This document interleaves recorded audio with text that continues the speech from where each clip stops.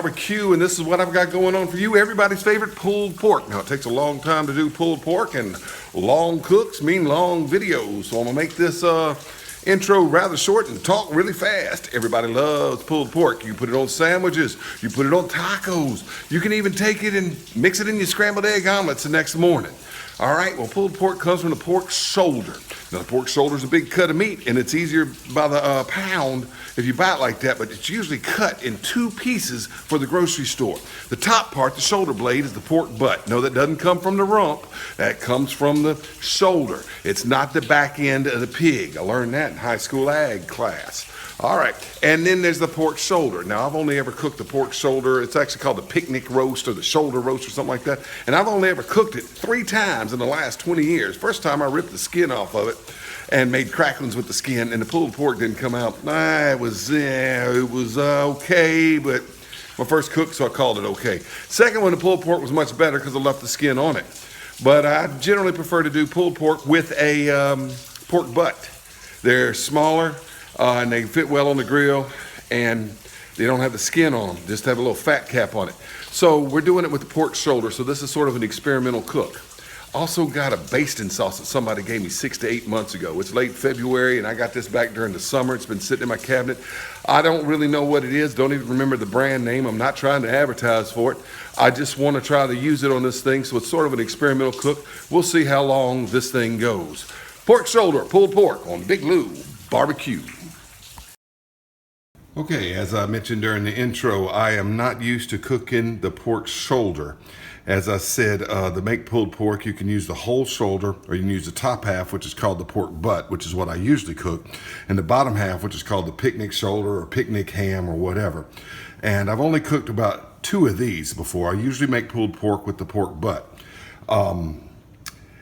These have the skin on it. And one time I cooked one and I cut the skin off and I stripped it and I made cracklings. The cracklings were good. And the pulled pork was okay. It was the first time I'd cooked one. The second time I left the skin on. And I can't say I liked either one better than the other or disliked either one, but I'm gonna just go ahead and leave the skin on. The skin does get kind of crispy and kind of good after this, but you can cut it off if you want. I'm also gonna be using this pig stand basting sauce. I don't know what this is. I've never used it before. It was given to me during the summer, and they said I should try it. What I'm going to do is I'm going to inject this pork shoulder with this, and then I'm going to use it to baste every few minutes. So we'll see what this is like. I don't receive any money for advertising. I didn't get this free from the company. A friend of mine gave me this and asked me to try it. I'm not saying it's good or bad. I have never even opened this jar yet. So we'll see what it tastes like. See what it smells like. And to make the rub, about maybe half a cup of Cajun Creole seasoning. I make my own. You can use your favorite brand. All right, about an equal part brown sugar. All right, then we're gonna take about that much cumin. I'm sorry, that much curry. This is the cumin, about that much cumin. No more, no less. And what an exact recipe this is. About an ounce of ground mustard. We're gonna put the top on it. Shake, rattle, and roll, man. Shake, rattle, and roll. And my pork rub. That's it. Used to use this for ribs till I started using that cane syrup method that you might have seen in another video. That's it. That's my pork rub. That's what we're gonna rub it down with right there. So it's Cajun Creole seasoning, cumin, curry, mustard, brown sugar. That's it. All right, let's inject this thing. So I'm open this up. It smells interesting. I usually baste them with apple cider, but we're gonna see what this is. You can see how thick that is. I don't think I'm gonna need that much. Not for injecting anyway. Now, I have no idea what this pig stand basting sauce is gonna taste like, but we'll see. All right, what I'm doing right here is I'm putting the injector together and filling it up with injectable marinade. Now, I can't seem to get the needle through the skin, so I just have to inject it through the side. And boom, and boom, and boom, you just inject it in as many places as you can get it in there. All right, boom, we hit it again. I think I'll go to the underside of it here in a minute. All right, We get all that marinade injected in the back. And like this. It's a basting sauce actually. It smells pretty good. And it turned out pretty good. I've never used it before. And like I said, it sat in my cabinet for a while because I generally like to find recipes and make my own stuff like this. Or buy things that I've tried and true. But this was an experimental cook. I was learning things. Pretty proud of the way it came out, to tell you the truth. Now we put the rub on. Mixed up the rub earlier. Showed you what I did. It's my Cajun Creole seasoning. And then I added some cumin, some curry, some mustard, and of course the brown sugar. About half as much brown sugar as I had the Cajun Creole seasoning. Now it's ready for the grill. Let's get the grill thrill on. All right, now, how do you like the snake method? Well, you start at one end and you go around. And I'm about to make a lot of YouTubers mad because I'm going to use lighter fluid. Deal with it. Now, you know I usually prefer using a chimney. I also have an electric starter, which kind of works on the snake method, but it takes a long time to get enough coals on the end lit to really work. And you can use one of the lighter cubes, those white lighter cubes. They work well too, but they're a little expensive. So we're just going to light a little shop towel that I put lighter fluid in. We'll put this coals on top of it like that. And they're gonna light, it's gonna burn on around like this, low and slow, for several hours until that pulled pork is done. All right, put the grill on, let the grill get up to temperature. I'll fill the middle part with water, and we'll get the pulled pork on there. All right, so, coals look good. They're starting to go. The chain reaction's gonna go around here.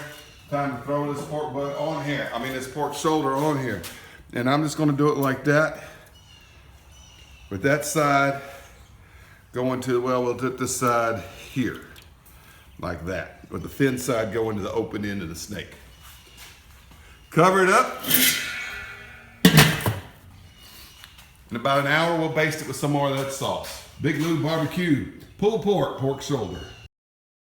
Well, about 2 hours in, here I am doing another video in the rain. Look at that. From under the patio. And it's 250, just like I said. All right, it's time to baste this thing. So I've got some more of that basting sauce. Let's take a look at what's going on under here. All right, so the coals started over here and have snaked their way around right to here. All right, and there's the thing. We still got all this area to go here. So this is about 2 hours worth of burn time. And so we're looking maybe at about 5 hours before they get back to this side. I've also put some pecan chips on there, so it's been pecan smoking. The skin is drawn up like this, and you can see it's kind of getting crispy. So I could have cut that off of there.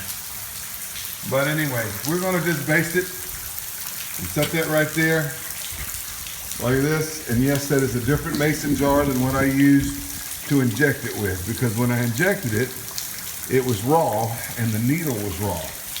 So I'm using some more of the store-bought basting sauce that somebody gave me last summer and asked me to try, and I never have, so we'll see. It smells good, and I think it's gonna be good. And if you drip it, it burns. Can you see that? I dropped some on the coals, it burns. All right, so it's gonna be pulled pork. Let me see if I can flip this hot thing over and baste the bottom. Ooh-wee, look at that. Smells delicious. That's some good pulled pork sandwich. So we're just gonna baste. I'm trying to do this. Maybe I should have put the camera on the tripod, but I'm gonna do this about every 2 hours. And you see here on the end, it's already pulling off the bone a little bit. Flip it back over, skin side up, so we don't want it to cook. Better move this jar first. Come on over here. Get where you're supposed to be. Get where you're supposed to. Ooh, that's hot, man. That's hot. All right. Just like that right there. Okay. I just basted it again, and I just figured out an easier way to baste it than I did earlier when I was trying to flip it over. Look at this, just stand it up like that. And then unbaste the bottom of it and then knock it back down. Oh, that was much easier than earlier. All right, still at 225. It's been on here 7.5 hours. It's right now 7 o'clock at night, and I put this on at 11:30 a.m. this morning. All right, that's what it looks like. The coal chain was right about here. So you had about that much more coals, maybe 3 or 4 inches more of coals to go in the coal chain. And I just added a few more right here because I'm gonna try to get this temperature up. It has been stalled at around 150-ish, 55, and one area over here has been about 160 for about 2 hours. And so what you do when it stalls is a lot of people use what they call the Texas crutch. I was trying to avoid doing that because you don't get as crispy a skin, but it does get the temperature up. And I need to eat by 8 o'clock. My family needs to eat by 8 o'clock. So what we're gonna do is we're gonna Texas crutch this real quick. Just pick it up by the bones, the easiest way to do it. Set it right there, and set it right there like that. All right?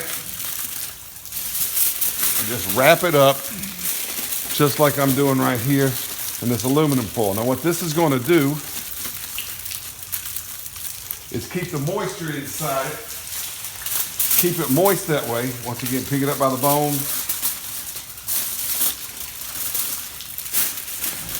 Got to get that before the aluminum foil gets hot.